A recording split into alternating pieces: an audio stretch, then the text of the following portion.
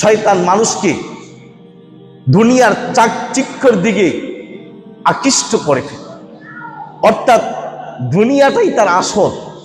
সে আখিরাতের চিন্তা করে না। ছেলে মেয়ে, মা বাবা, ঘর বাড়ি, এটাই তাকে আসল সম্পদ বানায় দিচ্ছে। অর্থাৎ দুনিয়াটাকে তাকে আসল বানায় দিচ্ছে। এই চাকচিক্যই তাকে আকৃষ্ট করে দিচ্ছে। এজন্য সারাদিন সকাল থেকে নিয়ে সন্ধ্যা পর্যন্ত শুধু ঘরের জন্য, ছেলের জন্য, মেয়ের জন্য, বউর জন্য, বাল বাচ্চার জন্য জীবন। বুড়া হয়ে গেছে, লড়তে পারে না, এখনো চোখের থেকে আসে, হাঁটতে পারে না, চামড়াগুলো বইটা গেছে, তারপরও চোখ ছাড়ে না। কারণ তার দুনিয়া আরো দরকার, সম্পদ শেষ হয় নাই, আরো লাগবে, আরো লাগবে, দরকার তার আরো। এজন্য দুনিয়া শয়তান তাকে চাকচিক্য বানায় আকৃষ্ট করে দিচ্ছে। এজন্য দুনিয়ার লোভ আর সামলাইতে পারে না। নামাজের চিন্তা তার মধ্যে নাই, ইবাদতের চিন্তা নাই, আল্লাহর বন্দিগির চিন্তা নাই, নবীর ভালোবাসার চিন্তা নাই, দুরুদের চিন্তা নাই, ইস্তেগফারের চিন্তা নাই, সিজদা, তাহলিল, তাকবীর এগুলোর চিন্তা নাই। শুধু চিন্তা দুনিয়া, শুধু চিন্তা ঘর সাজাবে কিভাবে, বাড়ি সাজাবে কিভাবে, দুনিয়া সাজাবে কিভাবে। এবার ছেলেটা লেখাপড়া করে এসএসসি পাস করছে, তারা আবার ইন্টারে ভর্তি করাইতে হবে, তাকে আবার বিদেশ পাঠাইতে হবে, আবার সামনে মেয়ে বিয়া দিতে হবে, আবার মেয়ের জামার অবস্থা দেখতে হবে, তার এই চিন্তা। এ আকৃষ্টই তাকে দুনিয়ার লোভী বানায় দিচ্ছে।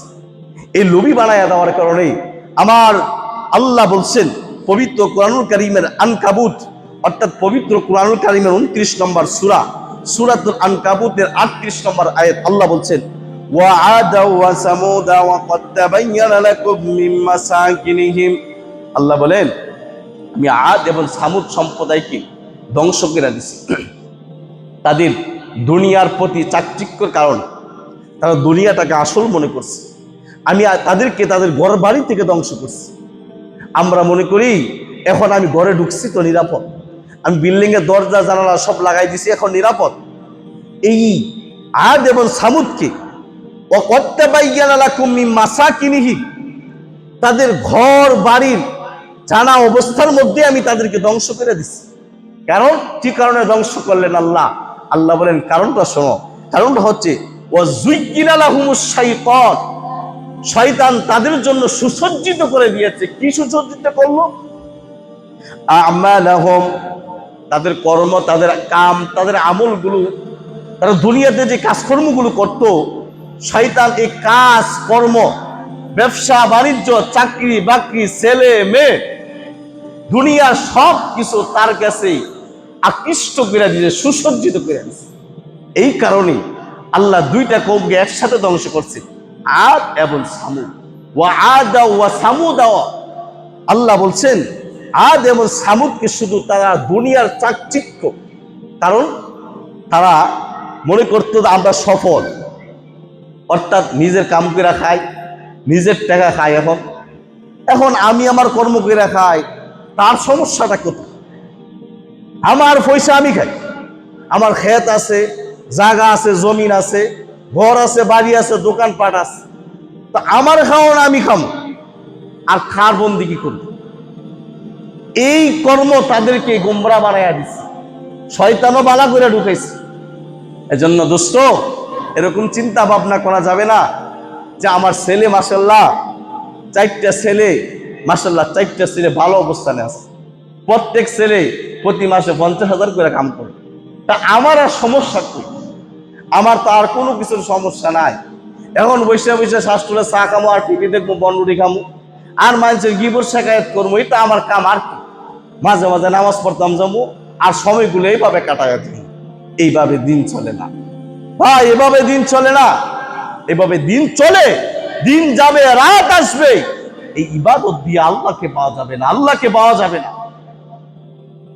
এজন্য এত হতাশ না হওয়া, ছেলের চিন্তা না, মেয়ের চিন্তা না, নিজের চিন্তা করে নিজেকে চিনো, নিজেকে চিনো। অর্থাৎ আমি কতটুকু আমল করতে পারলাম।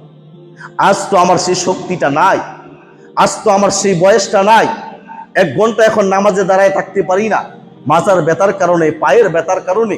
সেজদায় গেলে বেশিক্ষণ সেজদা দিয়ে থাকতে পারি না, রুকুতে গেলে বেশি নুয়ে থাকতে পারি না, আমার শরীরে শক্তি চলে গেছে, আমার শরীরে সেই দাবত চলে গেছে, এখন আমি কি করব? নিজের চিন্তা করি, নিজের চিন্তা করি। বুঝতো?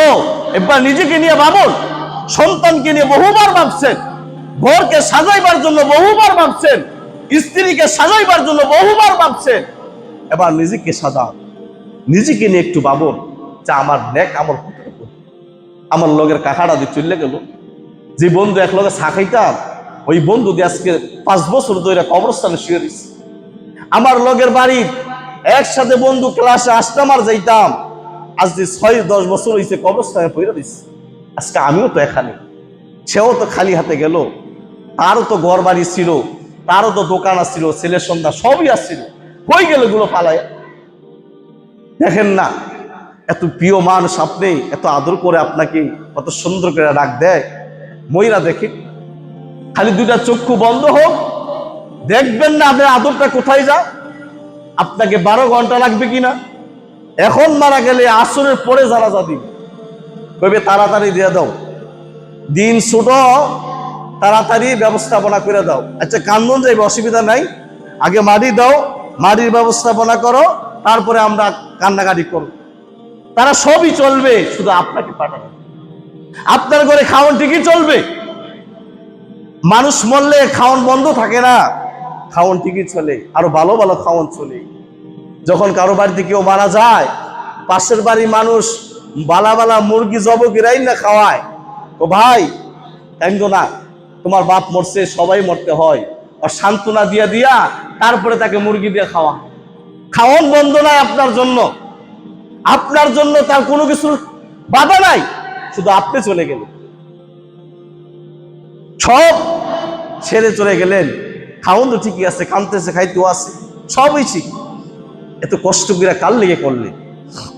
এই জন্য মনটাকে একটু বোঝান, আসলে কি করলাম নিজের জন্য, নিজের জীবনের জন্য কি করে দিলাম। একটা আমলও তো আমার নাই, একটা নেক আমল, যে নেক আমলের মাধ্যমে আমি আল্লাহকে পাবো, এমন একটা আমলও তো আমি করে যেতে পারি না। এই জন্য দোস্ত, দুনিয়াটাকে শয়তান মানুষের কাছে চাকচিক্য আকৃষ্ট বানায়া দেয়, অর্থাৎ দুনিয়াটাকে তার কাছে আসল, আখিরাতটাকে নফল মনে করি, অর্থাৎ তাকে মরতে হবে এই চিন্তা যুবক বয়সে থাকে না, অর্থাৎ বুড়া হবে, বিদ্যা হবে, দাড়িগুলো সাদা হবে, বেকা হবে, তারপরে মসজিদে আসবে। এখন কি মসজিদ, এখন কি নামাজের বয়স হয়েছে নাকি তা, এখন কি দাড়ি রাখার বয়স হয়েছে নাকি তা, এখন মায়ে অবিয়া দিছি না, বলা মায়া কিচ্ছু হয়েছে না, এখন কে মসজিদে যাবো? আপনার মসজিদে আমার লাগবে না, বাইরে থেকে যেন আল্লাহ আপনার রয়ে যা, মসজিদে যেন আর না আনে, এমন নাফরমান আর মসজিদে দরকার নাই, তারা বাইরেই রাখো। অর্থাৎ দোস্ত, কষ্ট নিয়েন না ভাই, কষ্ট নিয়েন না। বাস্তব, আপনি যে বৃদ্ধ হয়ে মরবেন এর কোনো গ্যারান্টি নাই, আপনি যে এখন মরতেন না তার কোনো গ্যারান্টি নাই, যে কোনো সময় মরে যেতে পারে। এই জন্য দুনিয়াটাকে আসল না, দুনিয়া আসল না, আসল আমার আখিরাত, আসল আমার পরকাল, মরার পরের জীবন আমার আসল, এই জীবন আমার নফল। আমরা বানাইছি দুনিয়ার আসল, মরার জীবন বানাইছি নফল। এজন্য আজকে আমাদের এই দশা, আজকে মসজিদের মধ্যে মুসল্লি নাই, কারণ কি? দুনিয়া তার কাছে হয়ে গেছে আসল, নামাজ হয়ে গেছে তার কাছে নফল। যার কারণে আজান দেয়, মসজিদে মুসল্লি থাকে না, ফজরে মুসল্লি নাই, জোহরে মুসল্লি নাই, আসরে মুসল্লি নাই, মাগরিবে নাই, এশা নাই, অথচ সমাজের মধ্যে শত শত মানুষ বসবাস করে, তারা কি মানুষ না? তারা কি মুসলমানের কোনো সন্তান না? তাদের কি ইসলাম নাই? তো মুসলমানের কোনো সন্তান আসর গেল, মাগরিব গেল, এশা গেল, ফজর গেল, জোহর গেল, এই ডাকাত কেমন ঘুমায় ঘরের মধ্যে? সে মানুষের পরিচয় দিলে কিভাবে? দেখুন, মানুষের পরিচয় না। এজন্য দোস্ত, আমরা বানায় নিছি যে আমাদের আসল হলো দুনিয়া আর আখিরাত হলো নফল, কিন্তু বাস্তবতা তা না। এটা শয়তান আমাদের মধ্যে এরকম বানায়া দিছে। এজন্যই শুধু মুরব্বীরা নামাজ পড়তে আই, যুবক ছেলেরা আর ফজর টাইমে আসেন। মুরব্বী মানুষ, উনিও ডাক দেয় না, ডাক দিলে দমক শুনতে হয়। ঘরে অনেক যুবতী মেয়েরা আছে, ছেলের বউরা, ছেলেরা তাকে বিদেশ, মুরব্বী বেড়া যদি ওই আসার সময় এরকম ডাকটা আসে, আব্বা আপনি যান নামাজ পড়ে এর মসজিদ থেকে, উনি ঘুমাবে, ওনার নামাজ দেয়, অর্থাৎ দমকটা ভাড়াইয়া দেয়। বেড়া অসহায় হয়ে গেছে, মুরব্বী হয়ে গেছে, এখন বৌরার তলে থাকে, খায়, কি করবে? তো এটা হাইতে তার নামাজ লাগে না, এ খোদার দুশ্মন, এটার উপর ঠাড়া মার লাগে, নামাজ ছাড়া ঘুমায়। যাক, দুনিয়াটা আমাদের কাছে আসল না, আখিরাতটা আমাদের আসল। এজন্য আল্লাহ রাব্বুল আলামিন আদ এবং সামুদ জাতিকে ধ্বংস করছেন একমাত্র তাদের কাছে দুনিয়াটা আসল হয়ে যাওয়ার কারণ, অর্থাৎ দুনিয়ার কর্মকে তারা আসল বানাইছেন, এই জন্য আদ এবং সামুদ দুইটা সম্প্রদায় ধ্বংস করছে।